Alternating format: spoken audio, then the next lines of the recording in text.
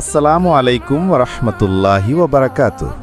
প্রিয় দর্শক, আজ আমরা শুনব নবী করিম সাল্লাল্লাহু আলাইহি ওয়াসাল্লামের দুধমা হালিমা সাদিয়া রাহবার জীবনে ঘটে যাওয়া অবাক করার মতো অলৌকিক ঘটনাগুলো, যা শুধু তার জীবনই বদলে দেয়নি, বরং পুরো সাহারা মরুভূমিতেই আলোড়ন সৃষ্টি করেছিল। মক্কার আশেপাশে গ্রামাঞ্চলের বেদুইন মহিলারা শহরের শিশুদের দুধ পালনের দায়িত্ব নিতেন।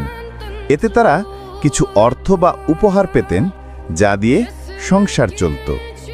হালিমা সাদিয়া রাহবা ছিলেন বনি সাদ গোত্রের এক সৎ, নম্র ও দরিদ্র মহিলা। সেই বছর ছিল ভয়াবহ খরা। তার ঘোড়া ছিল দুর্বল, উট দুধ দিত না, বাচ্চা সন্তান ছিল ক্ষুধায় কাঁদত। হালিমা রাহবা বলেছিলেন, আমাদের পরিবারের দারিদ্র্য এমনভাবে নেমে এসেছিল যেন মনে হচ্ছে ক্ষুধাই যেন আমাদের রিজিক। সেই অবস্থায় তিনি তার স্বামী হারিসকে নিয়ে মক্কায় এলেন এক শিশু দুধ পালনের আশায়।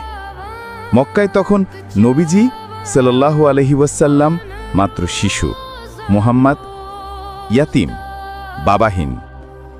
আরব সমাজে এটাকে অর্থহীন মনে করা হতো, কারণ ইয়েতিম বাচ্চা অর্থ দিতে পারে না।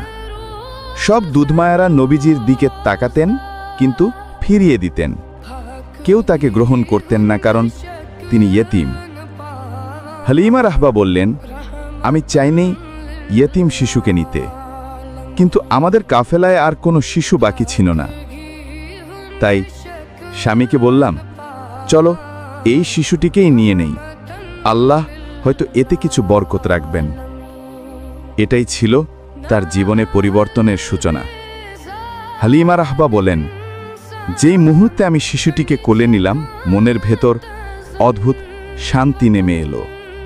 তারপর যা ঘটল, এক, তার দুর্বল গাধাটি হয়ে গেল দ্রুতগামী। যে গাধায় তিনি ধীরে ধীরে এসেছিলেন, ফিরার পথে সব কাফেলাকে পেছনে ফেলে এগিয়ে গেল।